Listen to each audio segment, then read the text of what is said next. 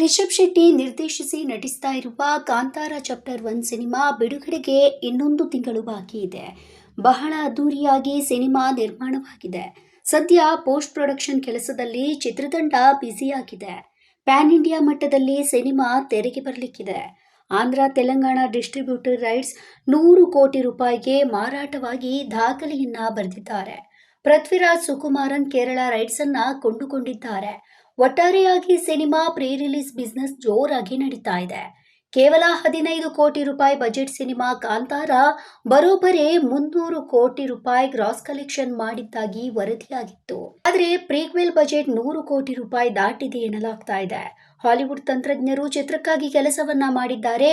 ಬರೀ making video ನೋಡಿ cinema 1,000 ಕೋಟಿ ಕಲೆಕ್ಷನ್ ಮಾಡುತ್ತೆ ಎನ್ನುವುದು ಚರ್ಚೆ ನಡೀತಾ ಇದೆ.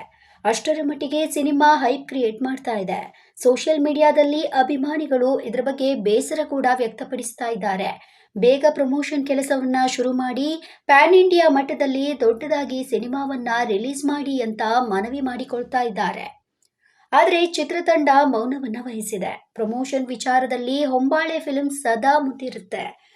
ವಿಭಿನ್ನ ರೀತಿಯ ಪ್ರಮೋಷನ್ ಮೂಲಕ ಗಮನವನ್ನ ಸೆಳೀತಾ ಬಂದಿದೆ. ಕಾಂತಾರ 1 ಸಿನಿಮಾ ವಿಚಾರದಲ್ಲೂ ಕೂಡ ಏನೋ ದೊಡ್ಡದಾಗಿ ಪ್ಲಾನ್ ಮಾಡಿಕೊಳ್ತಾ ಇದೆ.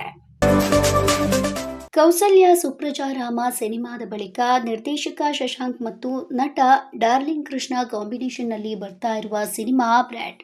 ಈ ಸಿನಿಮಾದ ನಾನೇ ನೀನಂತೆ ಹಾಡು ಇದೀಗ ಯೂಟ್ಯೂಬ್ನಲ್ಲಿ 1 ಕೋಟಿ ವೀಕ್ಷಣೆಯನ್ನ ಪಡೆದುಕೊಂಡಿದೆ. ಡಾಲ್ಫಿನ್ ಎಂಟರ್ಟೈನ್ಮೆಂಟ್ ನಿರ್ಮಾಣದ ಈ ಸಿನಿಮಾ ಅಕ್ಟೋಬರ್ ಅಥವಾ ನವೆಂಬರ್ನಲ್ಲಿ ಬಿಡುಗಡೆಗೆ ಸಿದ್ಧವಾಗ್ತಾ ಇದೆ. ಸಿದ್ ಶ್ರೀರಾಮ್ ಮತ್ತು ಲಹರಿ ಮಹೇಶ್ ಹಾಡಿರುವ ಈ ಹಾಡಿಗೆ ಅರ್ಜುನ್ ಜನ್ಯ ಸಂಗೀತ ನೀಡಿದ್ದಾರೆ.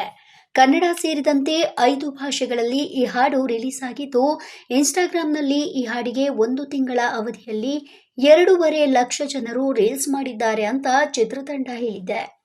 ನನ್ನ ಸಿನಿಪಯಣದಲ್ಲಿ ಅತಿ ಹೆಚ್ಚು ವೆಚ್ಚದಲ್ಲಿ ಮೂಡಿಬಂದಿರುವ ಹಾಡಿದು. ಈ ಹಾಡಿನ ಟ್ಯೂನ್ ಫೈನಲ್ ಮಾಡಲು ಸುಮಾರು 6 ತಿಂಗಳು ಸಮಯ ಬೇಕಾಯಿತು. ಕನ್ನಡದಲ್ಲಿ ಈ ಹಾಡನ್ನ ನಾನೇ ಬರೆದಿದ್ದೇನೆ ಎಂದಿದ್ದಾರೆ ಶಶಾಂಕ್. ಈ ಚಿತ್ರದಲ್ಲಿ ಡಾರ್ಲಿಂಗ್ ಕೃಷ್ಣ ಅವರಿಗೆ ಜೋಡಿಯಾಗಿ ಮನಿಷಾ ಕಂದಕೂರು ನಟಿಸಿದ್ದು, ಮಧ್ಯಮ ವರ್ಗದ ಹುಡುಗಿಯಾಗಿ ಇವರು ಇದರಲ್ಲಿ ಕಾಣಿಸಿಕೊಂಡಿದ್ದಾರೆ.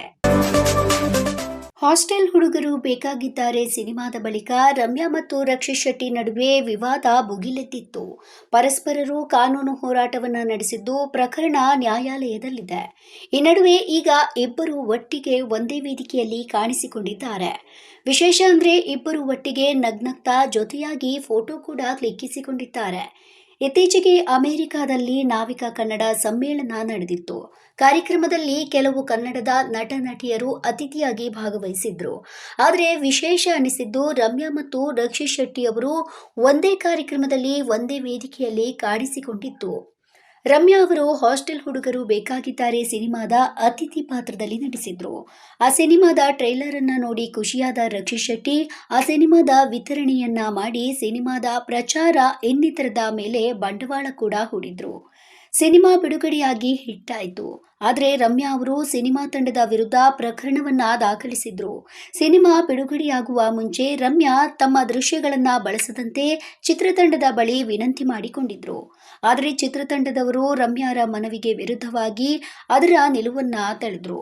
ರಮ್ಯಾ ಆ ಸಿನಿಮಾ ಬಿಡುಗಡೆ ಮಾಡದಂತೆ ತಡೆಯಲು ನ್ಯಾಯಾಲಯದಲ್ಲಿ ಪ್ರಕರಣವನ್ನ ದಾಖಲಿಸಿದ್ರು. ಆದರೆ ನ್ಯಾಯಾಲಯದ ಆದೇಶ ಚಿತ್ರತಂಡದ ಪರವಾಗಿ ಸಿನಿಮಾ ಬಿಡುಗಡೆಯಾಯಿತು. ಆದರೆ ಪಟ್ಟು ಬಿಡದ ರಮ್ಯಾ ಪ್ರಕರಣವನ್ನ ದಾಖಲಿಸಿದ್ದು, ಸಿನಿಮಾದ ವಿತರಣೆ ಮಾಡಿದ್ದ ಮತ್ತು ಪ್ರೆಸೆಂಟ್ ಮಾಡಿದ್ದ ರಕ್ಷಿತ್ ಶೆಟ್ಟಿ ಅವರ ಪರಂವಾ ಸ್ಟುಡಿಯೋಸ್ ಮೇಲೂ ಕೂಡ ದೂರನ್ನ ದಾಖಲಿಸಿದ್ರು. ಇಬ್ಬರ ನಡುವೆ ಕಾನೂನು ಹೋರಾಟ ಇದ್ರೂ ಕೂಡ ಇದೀಗ ದೂರ ದೇಶದಲ್ಲಿ ಇಬ್ಬರು ಜೊತೆಯಾಗಿ ಕಾಣಿಸಿಕೊಂಡಿರುವಂತದ್ದು ಆಶ್ಚರ್ಯ ಮೂಡಿಸಿದೆ. ಸ್ಯಾಂಡಲ್ವುಡ್ನ ಬಹುಬೇಡಿಕೆಯ ನಿರ್ದೇಶಕ ತರುಣ್ ಸುಧೀರ್ ಈಗ ನಿರ್ಮಾಣಕ್ಕೆ ಕೈ ಹಾಕಿದ್ದಾರೆ. ಅವರ ಚೊಚ್ಚಲ ನಿರ್ಮಾಣದ ಸಿನಿಮಾ ಏಳುಮಲೆ ಎಂದು ಬಿಡುಗಡೆಯಾಗಿದೆ.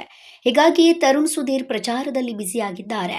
ತನ್ನ ಸಿನಿಮಾ ಜರ್ನಿಯ ಬಗೆಗಿನ ಸ್ವಾರಸ್ಯಕರ ಸಂಗತಿಯನ್ನ ತರುಣ್ ಸುಧೀರ್ ಹಂಚಿಕೊಂಡಿದ್ದಾರೆ. ಸಿನಿಮಾ ಪ್ರಚಾರದ ಸಂದರ್ಭದಲ್ಲಿ ಒಂದು ಯೂಟ್ಯೂಬ್ ಚಾನೆಲ್ಗೆ ಸಂದರ್ಶನವನ್ನ ನೀಡಿದ್ರು.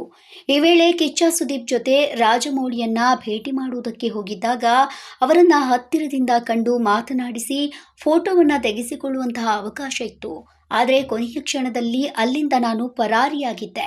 ಅದಕ್ಕೆ ಕಾರಣ ಏನು ಅನ್ನುವುದನ್ನ ಮೊದಲ ಬಾರಿ ತರುಣ್ ಸುಧೀರ್ ಹೇಳಿಕೊಂಡಿದ್ದಾರೆ. ರಾಜಮೌಳಿ ಹತ್ರ ಹೋಗಿ ಭೇಟಿ ಮಾಡದೆ ತರುಣ್ ಸುಧೀರ್ ಹಿಂದಿರುಗಿದ್ರು. ಅದ್ಯಾಕೆ ಅನ್ನುವುದನ್ನ ಅವರು ರಿವೀಲ್ ಮಾಡಿದ್ದಾರೆ. ಸುದೀಪ್ ಸರ್, ನನ್ನ ಟೀಮ್ ಬಂದಿದೆ ಅಂತ ಡೈರೆಕ್ಟರ್, ಪ್ರೊಡ್ಯೂಸರ್ ಎಲ್ಲರನ್ನ ಕರೆದು ರಾಜಮೌಳಿ ಅವರಿಗೆ ಪರಿಚಯ ಮಾಡಿಸ್ತಾ ಇದ್ರು.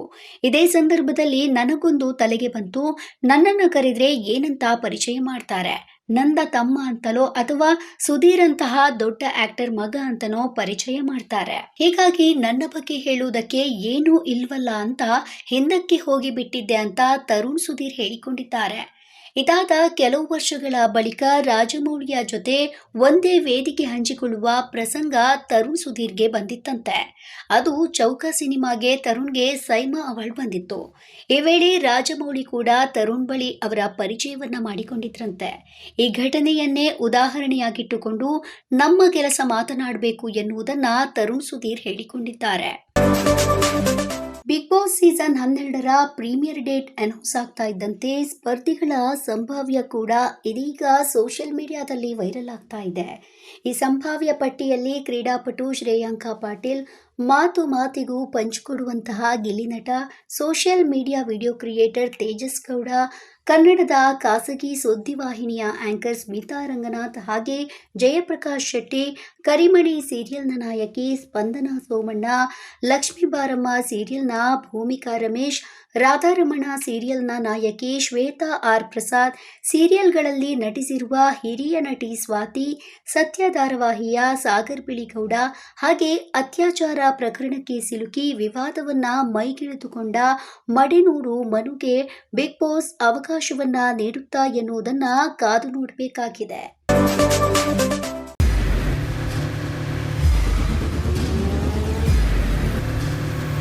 ಪ್ರಜಾಮಾರ್ಗ ನ್ಯೂಸ್, ಇದು ಜನಸಾಮಾನ್ಯರ ಧ್ವನಿ. ನಮಸ್ಕಾರ. ನೀವು ನೋಡ್ತಾ ಇದ್ದೀರಾ ಪ್ರಜಾಮಾರ್ಗ ನ್ಯೂಸ್. ರಾಷ್ಟ್ರದ, ರಾಜ್ಯದ, ರಾಜಕೀಯದ ಬಗ್ಗೆ ಹೆಚ್ಚಿನ ಸಿನಿಮಾ ಅಪ್ಡೇಟ್ಗಳಿಗಾಗಿ ಫಸ್ಟ್ ಲೈಕ್ ಮಾಡಿ, ಸಬ್ಸ್ಕ್ರೈಬ್ ಆಗಿ, ಹಾಗೆ ಫಾಲೋ ಕೂಡ ಮಾಡಬೇಕು.